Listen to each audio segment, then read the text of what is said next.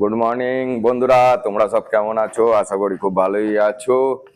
আর আমরা বারাণসী থেকে আগ্রা পর্যন্ত পৌঁছেছি। মানে যে হোটেল আমরা কালকে রাতে নিয়েছিলাম, স্কাই ওয়ার্ল্ড, হোটেলটা খুব সুন্দর দেখাচ্ছি। এই হোটেলে কালকে আমরা রাত্রিবেলা ছিলাম। খুব সুন্দর বড়ই একটা প্রপার্টি। ভাড়া নিয়েছে 1500 টাকা। আর আমাদের গাড়ি রাখার জায়গা দিয়েছিল এখানে, যেহেতু আমরা ব্যাগ ট্যাগগুলো খুলবো না বলে। মিঠুনদা ব্যাগ খুলবে না আর আমিও ব্যাগ খুলবো না। আর এত বৃষ্টি হয়েছে, বারবার চেন লুপটা আমাদেরকে করতে হচ্ছে। আর এই যে আজকের আবার নতুন করে সব মিঠুনদার গাড়িটা খোলা হচ্ছে, যেহেতু চেনটা ক্লিন করে পরিষ্কার করব। কিছু জিনিস আছে সেগুলো মিঠুনদা হয়তো বার করিনি, বার করছে। আর আমার গাড়ি এখানে দাঁড়িয়ে আছে। গাড়ি তো সার্ভিস তো করবো না, জাস্ট চেন লুপটা করবো, চেনটা ক্লিন করে।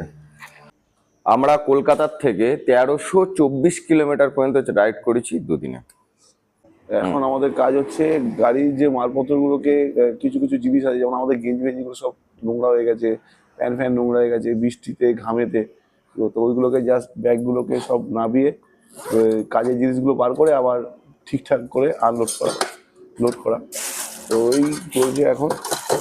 তারপরে যে দেখি আজকে সময় পেলে একটু আশেপাশেও যাবো, দেখা যাক কতটা কি হয়। বাইরে তো বৃষ্টি পড়ছে, দেখা যাক। এই মিরাজদা তো সব কাজকর্ম চলছে, আমাদের চেনগুলোকেও ঠিকঠাক করতে হবে, গাড়ির কিছু কিছু টুকটাক কাজ আছে এগুলো করে দিতে হবে।